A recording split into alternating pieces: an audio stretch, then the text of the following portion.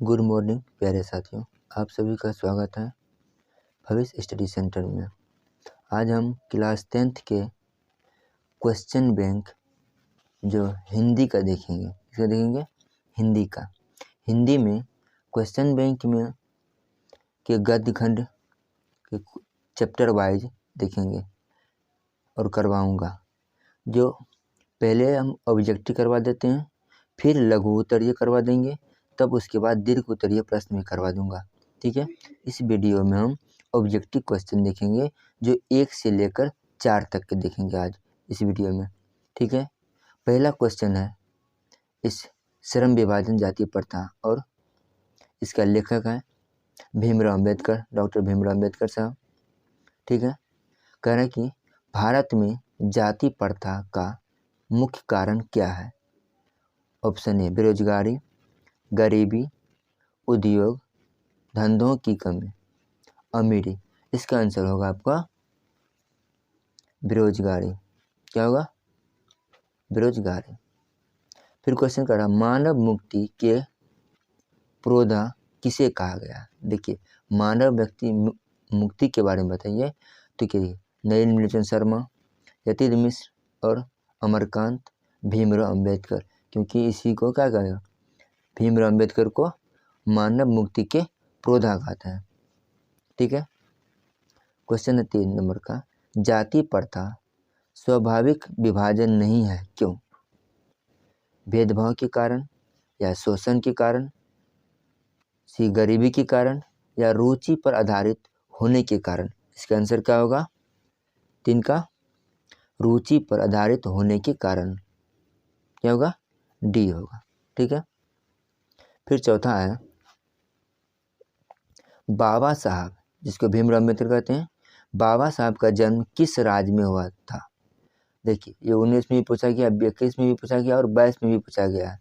तो ध्यान से पढ़िए। मध्य प्रदेश, बिहार, उत्तर प्रदेश, बंगाल। तो किस में है? 4 का ए होगा, मध्य प्रदेश के महू में, मध्य प्रदेश के महू जिला में। ठीक है।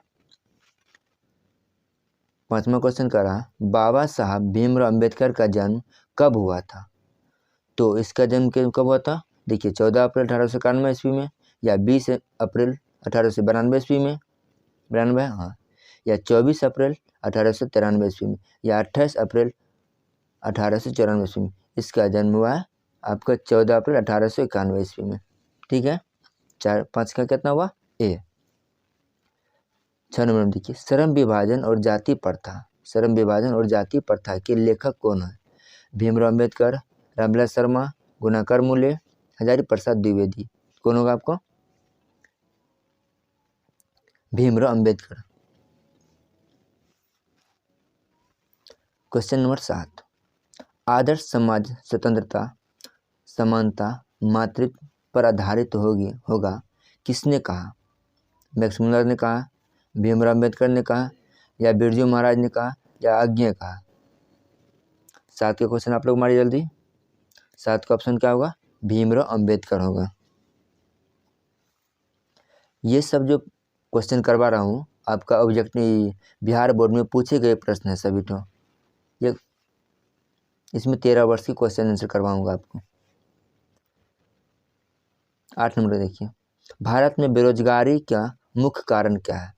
देखिए, जाति प्रथा, या दहेज प्रथा, या अशिक्षा, या भ्रष्टाचार। तो भारत में सबसे बड़ा है जाति प्रथा। भारत में बेरोजगारी का एक प्रमुख और प्रत्यक्ष क्या कारण है? क्या कारण है? प्रमुख और प्रत्यक्ष क्या कारण है? तो क्वेश्चन पढ़िए, क्या कारण? प्रमुख और प्रत्यक्ष कारण क्या है?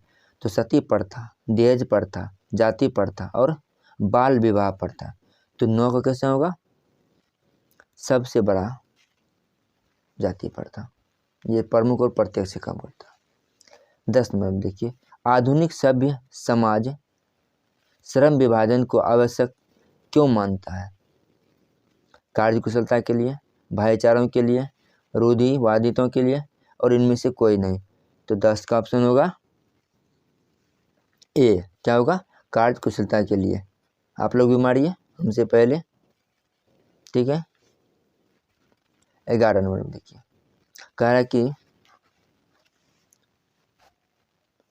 श्रम विभाजन और जाति प्रथा पाठ बाबा साहब के किस भाषा का संपादित अंश है? तो the caste in India their mechanism क्या है? Genesis and development, annihilation of caste, या हु आर शूद्राज। 11 क्या है? सी ऑप्शन क्या होगा? एनिहिलेशन ऑफ कास्ट, इसमें लिखा हुआ था, ठीक है। लास्ट 12 नंबर का, भारतीय संविधान का निर्माता किसे कहे? आप लोग भी जानते हैं, भारतीय संविधान का निर्माता किसे कहते हैं? मैक्स मुलर को, या महात्मा गांधी को, भीमराव अम्बेडकर को, या बिरजू महाराज को? तो मारिए सब लोग, भीमराव अम्बेडकर को। इसी को क्या कहते हैं? संविधान का निर्माता कहते हैं, ठीक है। चलते हैं अब अगला क्वेश्चन, दूसरा पार्ट में, विष के दांत में चलते हैं। चलिए, विष के दांत में कहता है विष के दांत शीर्षक पाठ की विधा है। तो किसकी विधा है ये? देखिए, निबंध है, कहानी है, रेखाचित्र है और डायरी है। क्या होगा इसका ऊपर? यह होगा कहानी है। क्या ये विष के दांत कौन सी है? ये कहानी है। क्या ये कहानी है, ठीक है। दूसरा क्वेश्चन कह रहा है मदन के लिए क्या खाना मामूली थे? तो जानते हैं आप लोग सब लोग, मदन के लिए क्या था? थप्पड़ खाना जरूरी होता है। दू का सी यानी मार खाना जरूरी, क्या होता है? इसका मार खाना ही जरूरी होता है। नलिन विलोचन शर्मा द्वारा लिखित कहानी निम्न में से क्या है? मछली है, या अक्षरों कहानी है, या भारतीय लिपि कहानी है, या विष के दांत है? तो अभी हम लोग कौन सी पढ़ रहे हैं? विष के दांत पढ़ रहे हैं। कौन सी होगा? विष के दांत। विष के दांत कहानी के रचयिता कौन है? ये भी पूछा गया है, 2020 में पूछा गया। विष के दांत जो है रचयिता कहानी कौन है? तो यह अमरकांत, नलिन विलोचन शर्मा, या यतीन्द्र, या मैक्स मुलर? तो कौन सी है? विष के दांत की कहानी के लेखक कौन सी है? 4 का ऑप्शन कौन सा होगा?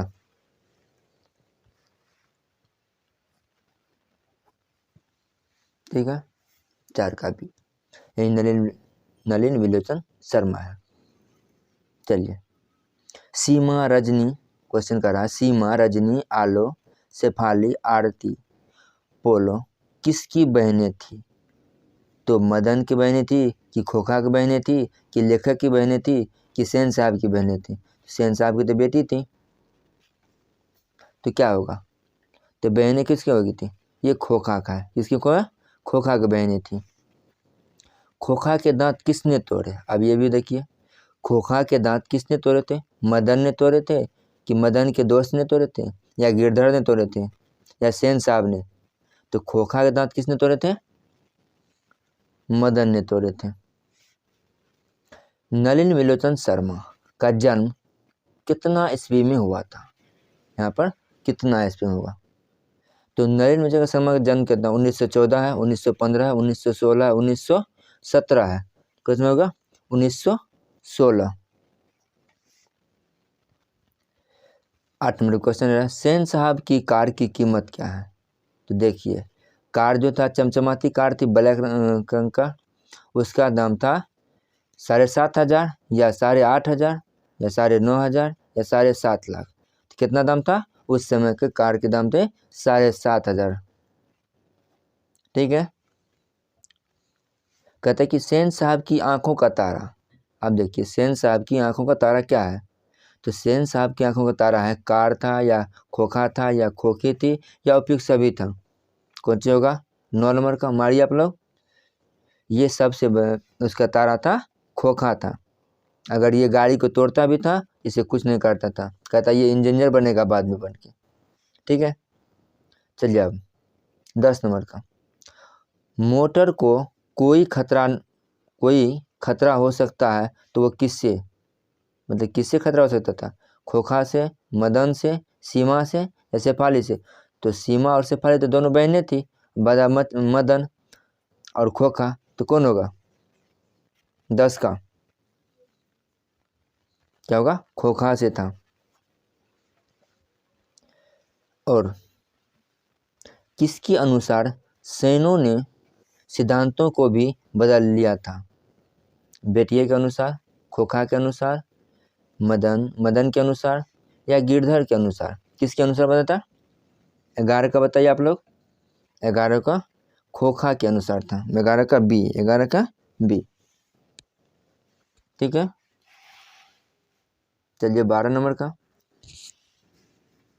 क्वेश्चन 12 में कहता है, ऐसे ही लड़के आगे चलकर गुंडे, चोर, डाकू बनते हैं। यह पंक्ति कहानी के किस पात्र ने कही है? सेन साहब की धर्मपत्नी ने, या गिरधर ने, या सेन साहब ने, या सोफर ने? किसने कहते? 12 का, तो 12 का ये सेन साहब ने बोले थे ये बात। क्या बात? ये गुंडे चोर बदमाश बनेंगे। ठीक है, 13 का देखिए, कहता है कि मैं तो खोखा को इंजीनियर बनाने जा रहा हूँ। यह कथन किसने कहा था? सेन साहब ने, या मिस्टर सिंह ने, या गिरधर लाल, या मुखर्जी साहब ने? किसने कहा था कि मैं खोखा को इंजीनियर बनाऊंगा? तो 13 का क्या होगा? 13 का ए होगा। सेन साहब ने कहा था ये बात। ध्यान से देखिए, सेन साहब की 5 लड़की कैसी थे? देखिए, घर की लड़की क्या होती है? सुशील होती है। तो उदंग नहीं थी, ना समाज नहीं थी, और मूर्ख भी नहीं थी। वो सुशील थी। क्या थी? वो सुशील थी। वो 5 बेटियां क्या थी? सुशील थी। चलिए, वो खत्म हो गया 20 के दांत। चलते हैं अब भारत से हम क्या सीखें। ठीक है, भारत से हम क्या सीखें हम इसके क्वेश्चन देखते हैं। ये तीसरा चैप्टर है। कौन सा है? ये तीसरा चैप्टर है। ठीक है, देखिए, क्वेश्चन कर रहा है, किस गवर्नर जनरल के समय 172 दारिस नामक सोने से भरा घड़ा मिला था? लॉर्ड डलहौजी को, या लॉर्ड कैनिंग को, या वॉरेन हेस्टिंग को, या लॉर्ड कौन सी है कॉर्नवालिस को? किसको मिला था? तो वॉरेन हेस्टिंग को मिला था। इसका क्वेश्चन क्या होगा? सी होगा, यानी 1 का सी। अगला क्वेश्चन कह रहा है क्यों, क्या? ध्यान से देखिए, हितोपदेश कौन सी कह रहा? हितोपदेश का जर्मन भाषा में अनुवाद किसने प्रकाशित करवाया था? अनुवाद किसने प्रकाशित किया था? महात्मा गांधी ने, मैक्स मुलर ने, गुणाकार मूल्य ने, अमरकांत ने? ये किसने करवाया था? ये करवाया था आप लोगों को मैक्स मुलर ने करवाया था। किसने कराया था? Max Muller. ध्यान दीजिए। नेक्स्ट क्वेश्चन चलते हैं तीसरा नंबर में, नृवंश विद्या का संबंध किससे है? नृवंश विद्या का संबंध किससे है? तो चलिए, खगोल विज्ञान से, मानव विज्ञान से, वनस्पति विज्ञान से, या भूगर्भ विज्ञान से? तो 3 का क्या होगा आपको? 3 का होगा बी। बी में क्या कर रहा है? मानव विज्ञान से। मैक्स मुलर ने कालिदास की किस पुस्तक का जर्मन भाषा में अनुवाद किया? देखिए, ऑप्शन ए है, ऑप्शन बी है, ऑप्शन सी है, ऑप्शन डी है। ए में क्या कहा? मालविका मित्रम, अभिज्ञान शाकुंतलम का, और मेघदूत का, और रघुवंशम का। तो 4 का कितना होगा? मेघदूत का। किसका? तो मेघदूत का। मैक्स मुलर का जन्म कब हुआ था? देखिए, अब इसमें पूछ रहा है इसका जन्म, मैक्स मुलर का जन्म कब हुआ? तो 1830 है, 1824 है, 1825 है, 1826 है। तो कब हुआ था? तो मैक्स मुलर का जन्म हुआ था 1823 ईस्वी में। याद रखिए, पूछने वाला है। सर विलियम जोन्स समुद्री यात्रा करते हुए भारत कब पहुंचे थे? सर विलियम जोन्स जो था, ये समुद्री यात्रा करते हुए भारत कब पहुंचा था? कह रहा 1857 में पहुंचा था, 1765 में, कि 1600 ईस्वी में, कि 1783 ईस्वी में? कब पहुंचा था? देखिए, अलग अलग ऑप्शन है। तो 6 नंबर कितना होगा? 6 का होगा डी। क्या होगा? डी। नेक्स्ट क्वेश्चन 7 में, मैक्स मुलर के अनुसार बच्चे भारत के दर्शन कहाँ हो सकते हैं? बम्बई में, दिल्ली में, ग्रामीण भारत में, या कोलकाता में? 7 का सबसे ज़्यादा लोग सच्चे भारत के दर्शन कहाँ हो सकते हैं? ग्रामीण में, गांव में। मेघदूत का जर्मन अनुवाद किसने किया था? ईश्वर पेटलिकर ने, रूसो ने, या मैक्स मुलर ने, या सात कोरी होता है इसने किसने किया था? 8 का मैक्स मुलर ने किया था। चलिए नेक्स्ट क्वेश्चन की ओर चलते हैं। क्या नंबर का है? 9 नंबर का। भारत से हम क्या सीखें? तो भारत से हम क्या सीखे? कहानी है या शीर्षक है या कौन चीज है?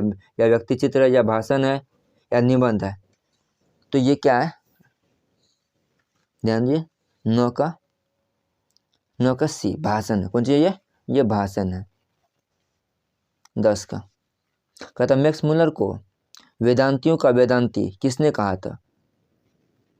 रामकृष्ण परमहंस ने, या स्वामी विवेकानंद ने, या महात्मा गांधी ने, या राजा राम मोहन राय ने? किसने कहा था? तो स्वामी विवेकानंद ने क्या कहा था? वेदांतियों का वेदांती कहा था इसे। किसको? स्वामी विवेकानंद को। प्लेटो और कांट थे महान। प्लेटो और कांट थे महान वीर, दार्शनिक, नाविक, सैनिक। 11 का क्या था? बी। क्या था ये? दार्शनिक। ठीक है। चलिए मैक्स मुलर ने डैश वर्ष यानी कितने वर्ष की अवस्था में लीपजिंग विश्वविद्यालय में संस्कृत का अध्ययन प्रारंभ किया? कितना ईस्वी में? 15, 16, 17, 18। तो ये 18 में क्या? 18 साल में, 18 वर्ष की अवस्था में क्या था? लीपजिंग की क्या किया था? विश्वविद्यालय में संस्कृत का अध्ययन प्रारंभ किया था। स्वामी विवेकानंद ने वेदांतियों का वेदांत किसने कहा था? ये फिर क्वेश्चन आ गया। देखिए स्वामी विवेकानंद को किसने कहते हैं? तो T.S. एलियट को, दयानंद सरस्वती को, राजा राम मोहन राय, मैक्स मुलर को। 13 का क्या होगा अपना? 13 का होगा सी मैक्स मुलर को। 14 में दारिस नामक, 14 में देखिए दारिस नामक सोने के सिक्के से भरा घड़ा किसे मिला था? ध्यान से देखिए। हैकर्स ने, वॉरेन हेस्टिंग ने और वेलिंग ने। किसको मिला था? Warren Hasting. सही है। 14 का सी। नहीं लगा? चल अब देखिए कह रहा कि किसके अध्ययन क्षेत्र में भारत के कारण नवजीवन का संचार हो चुका है? नवजीवन का संचार हो चुका है। तो विधि शास्त्र में, नीति कथा, भाषण विज्ञान, देवत विज्ञान में। किसमें?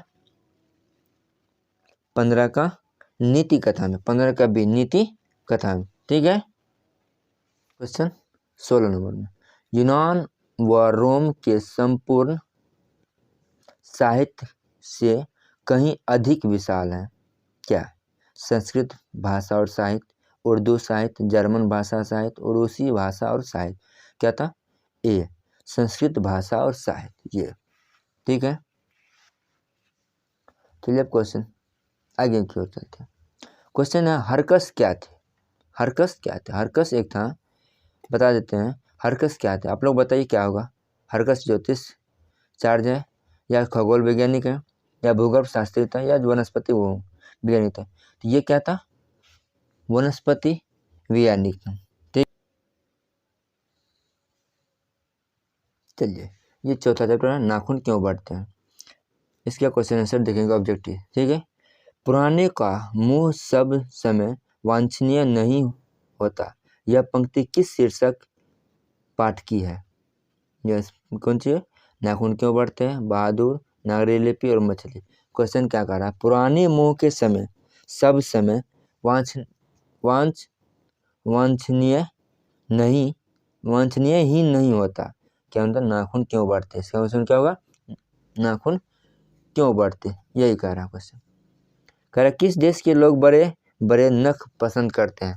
तो कहाँ के लोग पसंद करते हैं? अंग देश के, गंधार के, या ककाई देश के, या गौर देश के। तो कौन देश का होता है? 2 का होगा डी, गौड़ देश का। लो क्यों नहीं? गौड़ देश का। कहता है कि अनाम दास का पोथा उपन्यास किस लेखक की कृति है? हजारी प्रसाद द्विवेदी, यतीन्द्र मिश्र और अमरकांत महात्मा गांधी। इसका आंसर होगा आपका हजारी प्रसाद द्विवेदी, 3 का ए। चलिए 4 नंबर का। हजारी प्रसाद क्वेश्चन क्या रहेगा? हजारी प्रसाद द्विवेदी जी ने निर्लज्ज अपराधी किसे कहा? डकैत, चोर, हत्यारे, नाखून को। किसे कहा था? सबसे बेकार क्या है? डी, इसे कहा था निर्लज्ज। 5 नंबर देखिए, किसने कहा था कि सब पुराने अच्छे नहीं होते, सब नए खराब नहीं होते? किसने कहा था? हजारी प्रसाद द्विवेदी ने। इसका आंसर बोल दिए। पहले ऑप्शन थे मैक्स मुलर, हजारी प्रसाद द्विवेदी, स्वामी विवेकानंद, कालिदास। किसने कहा था? हजारी प्रसाद द्विवेदी ने कहा था। सॉरी, गलत हो गया ऑप्शन। कहा था कालिदास ने कहा था। क्या होता? कालिदास ने कहा था। क्वेश्चन 6 नंबर कह रहा कि दधीची की हड्डियां से क्या बना था? क्या बना था? इंद्र का वज्र, धनुष, त्रिशूल, तलवार। तो इंद्र का वज्र बना था। किसका बना था? इंद्र का वज्र बना था। ये ठीक है। कहता कि द्विवेदी जी ने किसने पूछा था नाखून क्यों बढ़ते हैं? लड़के ने, लड़की ने, पत्नी ने, नौकर ने। तो द्विवेदी जी से किसने पूछा था? 7 का ऑप्शन कितना होगा? लड़की ने पूछा था नाखून क्यों बढ़ते हैं। ठीक है। ललित निबंध है, मछली है या नाखून क्यों बढ़ते हैं? हजार बहादुर, नौबत खान, इबादत। ये नाखून क्यों बढ़ते हैं? ठीक। हजारी प्रसाद द्विवेदी द्वारा रचित पाठ। हजारी प्रसाद द्विवेदी द्वारा क्या है? रचित पाठ, नाखून क्यों बढ़ते हैं। नाखून का प्रतीक क्या है? पाशविक वृत्ति, या मानवता का, या प्रेम का, या पुरुष का। तो आपका होगा 10 का जो होगा आंसर कितना होगा? ये है पाशविक प्रवृत्ति का।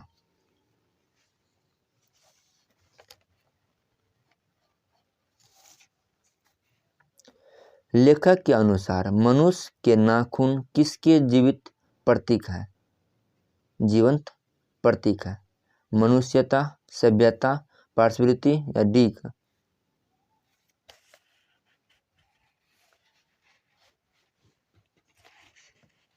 या संदर्भ के? किसके है? 11 का बताइए आप लोग। 11 का सी है। पार्श्ववृत्त अभी बताए थे, इसी ऊपर में बताए। कहाँ किधर गया? यहाँ है ना। 10 नंबर में, 11 नंबर में क्या होगा? सी। 12 नंबर करके हजारी प्रसाद का जन्म कब हुआ था? अब देखिए, हजारी प्रसाद जी का जन्म भी पूछ दिया। कितना पूछा गया? 2018 में पूछा हुआ है। 1907, 1906, 1905 इसमें, या 1904 में। तो कब हुआ था? 12 का ए है। क्या होगा? 12 का ए होगा। 1907 ए है नहीं, ए है। क्या है? ए। सहजात वृत्तियां किसे कहते हैं? सहजात वृत्तियां किसे कहते हैं? अस्त्रों के संचय को, अनजान स्मृति को, स्व के बंधन को, उपयुक्त सभी। क्या होगा? 13 का। 13 का होगा। क्या होगा बताइए आप लोग? अनजान स्मृति को। नाखून को बढ़ाना किसका परिणाम है? इच्छा का, सफलता का, मनुष्य की अंध इलाजता, सहजात, असफलता। 14 का ऑप्शन कौन सी होगा? बी, मनुष्य की अंध सहजात है। आलोक पर्व शीर्षक निबंध संग्रह किसकी रचना है? हजारी प्रसाद द्विवेदी का, यतीन्द्र मिश्र का, महात्मा गांधी का, अशोक वाजपेयी का।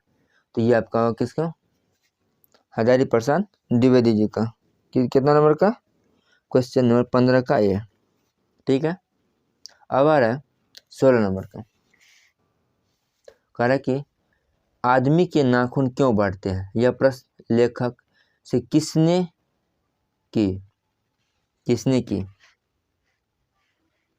किया?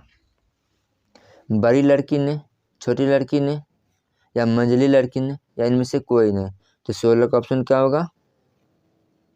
ये पूछे थे छोटी लड़की ने। क्या पूछे थे? जो आदमी के नाखून का क्यों बढ़ते हैं, ये छोटी लड़की ने पूछे थे। आज हम 4 तक क्वेश्चन नाखून क्यों बढ़ते हैं, ये 4 पार्ट तक खत्म किए हैं। अगला पार्ट के लिए